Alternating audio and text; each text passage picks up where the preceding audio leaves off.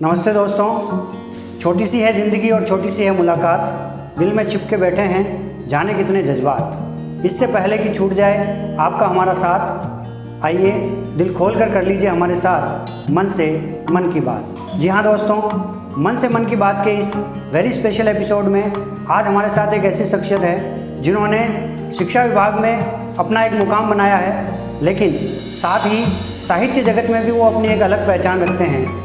जो दोहों के बादशाह हैं और जब वो दोहे लिखते हैं तो ऐसा लगता है कि बिहारी की तरह उन्होंने गागर में सागर भर दिया है। जोरदार तालियों के साथ स्वागत कीजिए आदरणीय प्रहलाद जी पारिक साहब का। पारिक साहब, आपका कार्यक्रम में स्वागत है। बहुत बहुत धन्यवाद योगेश जी। बड़ी ज़्यादा तारीफ़ कर दी आपने, इस तारीफ़ लायक हूँ नहीं मैं, लेकिन फिर भी आपका आभार कि आपने मुझे आपके इस महत्वपूर्ण चैनल पर आमंत्रित किया। बहुत बहुत धन्यवाद आपका। जी सर, सबसे पहले तो हमारे दर्शक ये जानना चाहेंगे कि साहित्य की तरफ आपकी रुचि कैसे जागृत हुई और कब से आपने लिखना शुरू किया और दोहों की तरफ रुझान कैसे हुआ? जब मैं 10वीं क्लास में पढ़ता था तब पहली कविता लिखी थी मैंने, और पंक्तियाँ उसकी वो उस समय मैं हाथ से लिखा करता था जी, और छोटे छोटे टुकड़े लिखा करता था। तो वो एग्जैक्ट तो मुझे याद नहीं है, पर जो थोड़ा बहुत ध्यान में वो बता देता हूँ मैं कि गांव की चौपाल पर एक महाशय चोरों के कमाल बता रहे थे। चोरों के कमाल बता रहे थे। उनके ही घर में चोर उसका लाभ उठा रहे थे।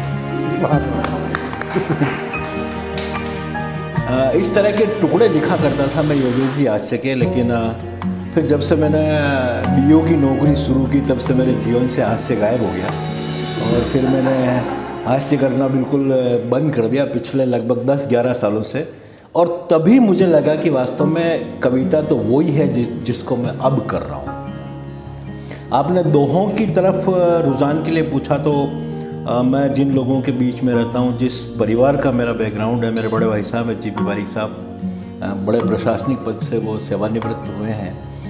वो दोहे लिखा करते थे, और दोहे लिखने में मुझे सबसे ज़्यादा सुविधा ये हुई कि प्लॉट बहुत थे, सामग्री बहुत थी इधर उधर बिखरी हुई। केवल 13-11 मात्रा कर देने से दोहा नहीं हो जाता। आप कंटेंट क्या कह रहे हैं, क्या आप कहना चाहते हैं, इसके बाद ही आप बता सकते हैं कि आपको क्या कहना है।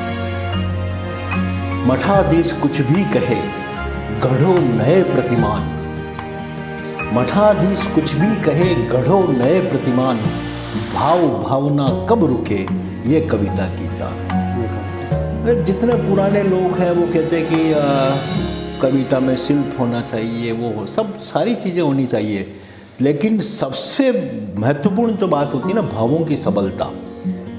भाव प्रणीत अगर आप कोई रचना लिखें तो लोग आसानी से उसको समझ पाएंगे।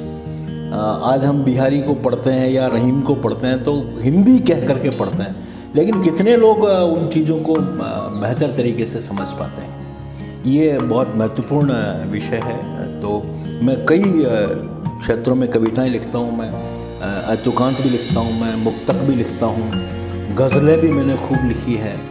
मेरी 3 किताबें पब्लिश हुई है, कम से कम 17-18 मेरे साझा संग्रह प्रकाशित हो चुके हैं, और एक नया साझा संग्रह अभी मुक्तक का और आने वाला है। और इसके बाद में एक मेरा दोहा संग्रह है, गुट गुट जीना छोड़ दे, जिस पर मैं अभी काम कर रहा हूँ। डरने से होगा नहीं कोई कभी निदान, डरने से होगा नहीं कोई कभी निदान, गुट गुट जीना छोड़ दे आत्म तत्व को जान। डरने की आवश्यकता नहीं है, हम खुद को पहचान लें। सबसे बड़ी जो हमारी उपलब्धि होगी कि हम अपनी पहचान कर लें। ये कविता के फील्ड में काफ़ी लोग आजकल काम कर रहे हैं, नए युवा लोग भी लिख रहे हैं। आप भी, जैसा कि मुझे पता, बहुत अच्छा लिखते हैं, बहुत अच्छा आप पढ़ते भी हैं। तो मंच की जो वाचिक परंपरा, उस पर भी मैंने बहुत लंबे समय तक काम किया, खूब मैं मंचों पर रहा, लेकिन सरकारी नौकरी की व्यवस्था के बाद मैंने इस काम को अपनी तरफ से लगभग समाप्त कर दिया। आज भी कोई बहुत ज़्यादा लगता है मुझे कि वहाँ जाना ज़रूरी है तो वहाँ मैं ज़रूर जाता हूँ। लेकिन जो युवा हैं, जो इस फील्ड में, कविता के फील्ड में काम करना चाहते हैं, उन्हें एक चीज़ समझनी होगी कि हमारे जो छंद परंपरा है, हमारी जो काव्य की पुरानी परंपरा है, उसको जाने बिना हम नहीं कर पाएंगे। कालाक्षरी लिखनी है तो हमें उसका विधान पता होना चाहिए। हम चाहते हैं कि हम कुंडलियाँ लिखें तो हमें उसका विधान पता होना चाहिए। कविता केवल कागज़ रंगना या शब्द उतार देना नहीं होता है। जब तक हम अपनी प्राचीन काव्य परंपराओं को नहीं समझेंगे, जैसे दोहा लिखना है तो 13 और 11 मात्राओं का निर्वहन तो हमको करना ही पड़ेगा। उसके साथ हमको ये भी देखना होगा कि कहाँ हमें लघु करना है, कहाँ गुरु करना है। इसके बिना हम उस चीज़ को नहीं कर पाएंगे। तो जो युवा हैं उनको ये समझना चाहिए, कविता लिखना सरल काम नहीं है। कविता लिखना सरल नहीं है। पूछो इन फनकारों से, ये सब लोहा काट रहे हैं कागज़ की तलवारों से। कागज़ की तलवारों तो ये कोई सरल काम नहीं है। तो अच्छा लगा योगेश जी आप। अगला प्रश्न मेरा यही है कि प्रशासनिक सेवाओं और आपकी साहित्यिक रुचि को आप किस प्रकार से समायोजित करते हैं, किस प्रकार से आप उसको अपने निजी जीवन में एडजस्ट कर पाते हैं, क्योंकि आजकल प्रशासनिक व्यस्तताएं बहुत हैं और साहित्यिक रुचि भी आपकी उच्च स्तरीय है, तो आप कैसे उन दोनों में समायोजन कर पाते हैं? जी योगेश जी, आपने बहुत अच्छा प्रश्न पूछा और ये प्रश्न कई बार मेरे मन में भी उठता है। लेकिन मैंने ये तय किया हुआ है कि चाहे कितनी भी व्यवस्था हो, अगर मुझे कुछ लिखना है तो मैं ज़रूर लिखूँगा। उसके लिए मैं समय ज़रूर निकालता हूँ, चाहे वो रात का समय हो, चाहे मैं ऐसे समय में लिखूँ जब अवकाश हो। लेकिन जैसे कि आज एक दोहा मुझे लिखना है तो वो लिखना ही है। और कई बार मैं एडजस्ट नहीं भी कर पाता हूँ। प्रशासनिक व्यवस्थाओं और व्यस्तताओं के चलते हुए कई बार मेरा लेखन भी भटकता है और कई बार तो अपने आप से झुंझल सी होने लगती है कि ये मैं कहाँ फंसा हुआ हूँ। इससे अच्छा तो मैं जो लिखने का काम कर रहा हूँ वही शुरू कर दूँ, वही ज़्यादा मुझे फ़ायदा करने वाला होगा। लेकिन आप जानते हैं कि सरकारी नौकरी करना, उसके साथ में समायोजन करना थोड़ा मुश्किल काम है। लेकिन चूँकि मुझे फैमिली का बहुत सपोर्ट है, मेरे ऑफिस में बहुत सपोर्ट है मुझे, सब लोग अप्रिशिएट करते हैं मेरी बातों को, तो उस वजह से मेरे को हमेशा ये प्रेरणा रहती है कि मैं लिखता रहूं। और इसी वजह से पिछले 10 सालों से मैं निरंतर लेखन कर रहा हूं। पहले तो मैं कविता लिख के और उसको मंच पे सुना करके फ्री हो जाता था कि 15-20 मिनट कविता पढ़ी, 1000, 2000, 5000 जो भी मिले जेब में रखे और ख़त्म। लेकिन अब न स्वांत सुखाए अब लिखना। हाँ, अब ऐसा लगता है कि कविता तो मैं वाकई में अब कर रहा हूँ। रचना किसी भी रचनाकार की संतान की तरह होती है और आजकल हम देख रहे हैं कि रचनाओं की चोरी ज़्यादा होने लगी। उस पर आपने लेख भी एक छोटा सा मैंने काफ़ी लिखा है। हाँ, क्योंकि स्वरचित की जगह पे लोग आजकल स्वचोरित पढ़ने लगे हैं। हाँ, ये तो बड़ा अच्छा शब्द लाया आप, स्वचोरित। और ये स्वचोरित तो बहुत हो रहा है। और जब से सोशल मीडिया जब से आई है ना, तब से लोगों को कोई खास करना नहीं पड़ता है। जैसे मैंने लिखा तो उसको कॉपी किया और दूसरी जगह जाके उसको पेस्ट करना है। और मेरा नाम हटाना है तो वो वैसे भी हटा सकता है आदमी। लेकिन ये कोई बहुत ज़्यादा लंबा भविष्य ऐसे लोगों को होता नहीं है। जैसे मैं बताऊं आपको कि मैं अभी वो रचना सुनाऊंगा भी सही, बहुत लोगों ने सुन भी रखी है। वो अप्रैल 2012 में मैंने लिखी थी। फेसबुक पे सबसे पहले मैंने एक एकल काव्य ग्रुप है, ये एकल काव्य नहीं, फेसबुक का एक ग्रुप है एकल काव्य, उस पर मैंने 2012 अप्रैल में पोस्ट की थी। वहाँ से वो रचना चोरी हुई और चोरी होते होते इतनी हुई कि कम से कम 25 या 30 बार वो लौट के मेरे मोबाइल पे मेरे पास आ गई। लेकिन आज भी मैं उस रचना को अपनी रचना इसलिए मानता हूँ कि जिसने भी उसको शेयर किया या जिसने भी चोरी की तो उसने उसके नीचे किसी का नाम नहीं लिखा, मेरा नहीं लिखा, पर किसी का नहीं लिखा।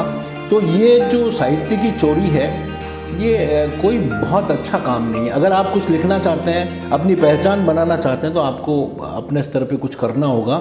लेकिन साहित्य की चोरी करके आज मंचों पे चोरियां हो रही है। मैं बैठा हूँ, बड़े बड़े कवि कर रहे हैं। हाँ, और मैं बैठा हूँ, नामचीन कवि है वो कर रहे हैं। और मेरी कविता कोई दूसरा कवि पढ़ रहा है तो पास वाला मुझे ये कह रहा है कि आप पढ़ दी तो पढ़ दी, जाने दे यार, क्या है, अब तू दूसरी लिख लेना। ये तक स्थितियाँ बनी हुई है। तो ये तो हो रहा है योगेश जी, और ये चलेगा। लेकिन जो साहित्यकार हैं, जो जानकार हैं, जो रचनाकार हैं, लेखक हैं, उनके एक दो रचनाओं से कोई ज़्यादा फर्क नहीं पड़ता है। पर पीड़ा तो होती क्योंकि लेकिन वो संतान है, बिल्कुल वो अपनी बनी हुई है, तो वो तो बिल्कुल संतान की तरह से ही मानता हूँ। और मैं तो ये मानता हूँ कि जैसे कोई पिता होता ना योगेश जी, वो अपनी बिटिया के लिए उस योग्य वर की तलाश करता है जिसके हाथ में उसकी बिटिया का भविष्य सुरक्षित रहे। ये तय है आज की स्थिति में ये है कि कोई भी पेरेंट्स, कोई भी माँ बाप अपनी बच्ची के भविष्य के साथ खिलवाड़ नहीं करता है। वैसे ही एक रचनाकार जो होता है ना, वो उसके लिए वो उस योग्य संतान की तरह से है जो कि सही हाथों में जानी चाहिए। तो सही हाथों में जाने के लिए हमारे को यही करना पड़ेगा कि हम पूरी सावधानी रखें। और मेरा ये मानना है कि मैं तो ये चाहता हूँ कि जो कुछ मैंने लिखा वो खूब फैले, वो रचना हमारे दर्शकों तक पहुँचाएं। मैं वो ज़रूर पहुँचाऊँगा, वो खूब फैले। जो कुछ मैंने लिखा वो खूब फैले, चाहे लोग उसकी चोरी करें, उससे कोई फ़र्क नहीं पड़ेगा। लेकिन जो मैं कहना चाहता हूँ ना, कम से कम वो लोगों तक एक मैसेज तो पहुँच जाएगा। बाकी आज सबसे सुरक्षित रचनाएं आपकी तभी हो सकती है जब आप उसको सोशल मीडिया पे वायरल नहीं करें। सोशल मीडिया पे अगर आप किसी रचना को व्हाट्सएप, फेसबुक, ट्विटर, इंस्टाग्राम, वो दूसरे के नाम से आनी तय है। इसलिए ये सावधानी तो हमको रखनी पड़ेगी।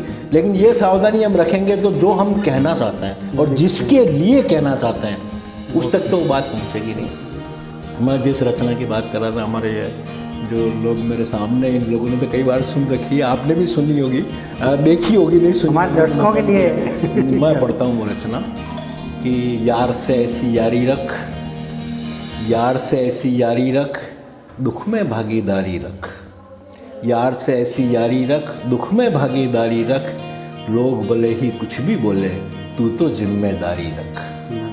वक्त पड़े जब कुर्बानी का, वक्त पड़े जब कुर्बानी का, पहले अपनी बारी रख, मुसीबतें तो आएंगी पूरी तू तैयारी रख, कामयाब हो जाएगा जंग जहाँ से जारी रख, कामयाब हो जाएगा जंग जहाँ से जारी रख, बोझ लगेंगे सब हल्के, बोझ लगेंगे सब हल्के, मन को मत तू भारी रख, मन जीता तो जग जीता, मन जीता तो जग जीता, कायम में खुददारी रख, कायम में खुददारी रख। एक इसी गोत्र की एक छोटी सी रचना में और सुना देता हूँ कि मौत नहीं जीवन की कर। लोग मरने की बात करते हैं तो तुम क्या कर लोगे? जिस दिन तुम्हें मरना उस दिन तुम खुद भी नहीं रोक पाओगे। जीवन और मृत्यु के बीच का जो गैप है ना, 4 दिन का जीवन है, तो आप उसको किस तरह से बेहतर जी सकते हैं, आपको जीवन में यही चीज़ देखनी चाहिए कि मौत नहीं जीवन की कर, बात करे तो मन की कर। आज जिस दौर में हम जी रहे हैं ना, उस दौर के लिए बात करता हूँ कि मौत नहीं जीवन की कर, बात करे तो मन की कर, छोड़ फिक्र रुपये पैसों की, चिंता तू धड़कन की कर। छोड़ फिक्र रुपये पैसों की, चिंता तू धड़कन की कर, पहले पैर जमा धरती पर, पहले पैर टिका धरती पर, फिर तू सैर गगन की कर, सबसे अपनापन चाहे तो बातें अपनेपन की कर, और छोड़ इश्क मुस्के किस्से, बातें सिर्फ वतन की कर, बातें सिर्फ वतन की कर। आपकी पसंदीदा कोई गज़ल हमारे दर्शकों तक? मैं जो लिखता हूँ, जैसा आप कह रहे हैं, तो मुझे तो अपनी सारी चीज़ें ही हैं, फिर भी कोई एक होती है ना जिसे हम क्लोज टू हार्ट लगती है अपने को, बहुत पसंद आती मुझे तो अपनी सारी चीज़ें। लेकिन मैं एक ज़रूर आपसे एक चीज़ ज़रूर शेयर करना चाहूँगा कि जीवन में जो कष्ट हैं, उन कष्टों के प्रति चिंतन तो आप करें, लेकिन चिंता नहीं करें, जो कि मैं खुद भी बहुत करता हूँ। लेकिन चिंतन से समस्याओं के समाधान हो सकते हैं। जैसा कि बहुत मोटिवेशनल स्पीकर है मिस्टर शिव खेड़ा, उन्होंने अपनी बुक में एक जगह लिखा है, या शुरुआत ही वहीं से की कि यदि आप समाधान का हिस्सा नहीं हैं तो आप खुद एक समस्या है। हमें उस पार्ट में जाना चाहिए जहाँ समाधान है। तो 2 मुक्तक सुनाता हूँ मैं आपको। स्वागत कि पीर को भूषण बना श्रृंगार करना सीख लो, पीर को भूषण बना श्रृंगार करना सीख लो, दर्द को गहना बनाओ, दर्द को गहना, पीर को भूषण बना श्रृंगार करना सीख लो, निज उसूलों पर बनो दृढ़ और मरना सीख लो, जब नुकीले जिंदगी के रास्ते तुमको मिले, जब नुकीले जिंदगी के रास्ते तुमको मिले, तब चुभन से प्यार कर सजना संवरना सीख लो, तब चुभन से प्यार कर सजना संवरना सीख लो। चाहे गम की रात रहे, कायम अपनी बात रहे। चाहे गम की रात रहे, कायम अपनी बात रहे। लाख जहर के प्याले दो, जिंदा पर सुकरात रहे। लाख जहर के प्याले दो, जिंदा पर सुकरात रहे। एक मुक्तक मैं और सुनाता हूँ आपको, जो कि मैंने अपने जीवन में ग्रहण किया हुआ उस मुक्तक को जी। कि कंटक पथ पर गुजर रहा हूँ, कंटक पथ पर गुजर रहा हूँ, रंजो गम से निखर रहा हूँ। कंटक पथ पर गुजर रहा हूँ, रंजो गम से निखर रहा हूँ। लाख हुई गुस्ताख हवाएं, खुशबू बनकर बिखर रहा हूँ। लाख हुई गुस्ताख हवाएं, खुशबू बनकर बिखर रहा हूँ। बहुत बहुत धन्यवाद आपको। हमारे जो दर्शक हैं, जो नवोदित साहित्यकार हैं, जो लेखन में रुचि रखते हैं, उनको आप अपनी तरफ से क्या मैसेज देना चाहेंगे? जो लेखन में रुचि रखते हैं उन लोगों को 2-3 मैसेज देना चाहूँगा जी। सबसे पहला तो ये कि 2 लाइनें 4 लाइनें लिख के अपने आप को कभी नहीं समझने लग जाए। धरातल के ऊपर रहे, कोशिश करें कि अगर उसने अच्छा लिखा है तो एक गुणी व्यक्ति या जिसको हम गुरु कहते हैं उसका मार्गदर्शन प्राप्त करें। उर्दू में उस्ताद परंपरा है कि जो गज़ल लिखते हैं वो अपने उस्ताद को बताते हैं और उस्ताद जैसा उसमें सुधार करना चाहता वैसा करते हैं। हमारे यहाँ पर क्या है कि हम किसी की रचना में सुधार करने का कहते हैं या प्रयास करते हैं तो लोगों को लगता है कि मेरी रचना के साथ इस तरह का, लेकिन जब तक एक अच्छे गुणी व्यक्ति से आप ये चीज़ नहीं सीखेंगे आपको दिक्कत आएगी। दूसरा ये कि जिस सब्जेक्ट पर आप लिख रहे हैं, जो कथानक आपने उठाया वो मैसेज देने वाला होना चाहिए, उसमें एक संदेश होना चाहिए कि हमने कविता लिखी है तो वो कविता समाज में कोई न कोई मैसेज ज़रूर छोड़े लोगों के लिए, ताकि आपका लिखना सार्थक हो। और तीसरी और सबसे महत्वपूर्ण जो बात यह है कि अगर आपको लगता है कि मैं अच्छा नहीं लिख रहा हूँ तो आप घबराएं नहीं, आप निरंतर लिखते रहें। जब आप लिखते रहेंगे आपके लेखन में निरंतर सुधार आने की संभावनाएं रहेगी और जो विचार आपको आते हैं उन विचारों को ही क्रियान्वित कीजिए। किसी दूसरे को देख करके या किसी दूसरे को कॉपी करके अगर आप काम करने की कोशिश करेंगे उसमें आपको कामयाबी नहीं मिलेगी। विचार कैसा भी, ये अच्छा है बुरा है, लेकिन मेरा विचार है और उसी विचार को आप शब्दों में ढालिए, उसी को क्रियान्वित कीजिए तो आपको बहुत सारी सफलताएं मिलेगी और आपको लगेगा कि यार ये तो मैंने क्या लिख दिया, मैंने तो सोचा भी नहीं कहीं मैं ऐसा भी लिख सकता हूँ। आप खुद अच्छे लेखक हैं, बहुत सारी चीज़ें मैं आपकी भी पढ़ता हूँ तो आपने अच्छी चीज़ें लिखी है। तो ये नवोदितों के लिए सबसे महत्वपूर्ण ये है और जो परामर्श, जो राय, जो सलाह आती है वो ज़रूर देखना चाहिए और पढ़ना कभी नहीं छोड़ना चाहिए। पढ़ेगा तो जो नवोदित है उनको कैसा भी साहित्य पढ़े, आप पढ़ते रहें और जितना आप पढ़ेंगे उतने ही आप समृद्ध होंगे। विचार आपके अपने होंगे लेकिन शब्दों की सामर्थ्य है वो आपको पढ़ने से ही आएगी। तो शब्दों में सामर्थ्य के लिए आपको पढ़ना बहुत ज़रूरी है, चाहे आप इलेक्ट्रॉनिक मीडिया पे पढ़ें, प्रिंट पे पढ़ें, लेकिन आप पढ़ते रहें। और युवा रचनाकारों को पढ़ना चाहिए और अपने प्रस्तुतिकरण को अगर आप कहीं प्रस्तुत करना चाहते हैं तो अपने प्रस्तुतिकरण को आईने के सामने देखिए, कांच के सामने खड़े हो जाइए और बिना किसी दिक्कत के आप ये सोचिए कि मेरे सामने बहुत सारे लोग हैं जिनको मैं सुना रहा हूँ। कांच में जब देखोगे ना तो आपका जो अक्स उभर के आएगा और आपकी जो स्थिति सामने आएगी ना उससे बेहतर आपकी स्थिति कोई नहीं जान सकता है। तो आप वहाँ ये करिए, कांच के सामने पढ़िए और फिर आप अपनी प्रस्तुति कहीं भी दीजिए, सफलता आपके चरण छूएगी निश्चित रूप से। फारिक साहब, आप हमारे कार्यक्रम में पधारे और अपने प्रशासनिक जीवन और साहित्य से जुड़ी हुई इतनी अच्छी जानकारियाँ दर्शकों तक पहुँचाई, इसके लिए बहुत बहुत आभार। और ये हमारा सौभाग्य रहा कि बिना किसी पूर्व योजना के हमें आपका सानिध्य मिला। युग दर्शन टीम की तरफ से मैं योगेश दादीज आपका बहुत बहुत स्वागत करता हूँ। बहुत बहुत आभार योगेश जी, आपको और आपकी पूरी टीम को।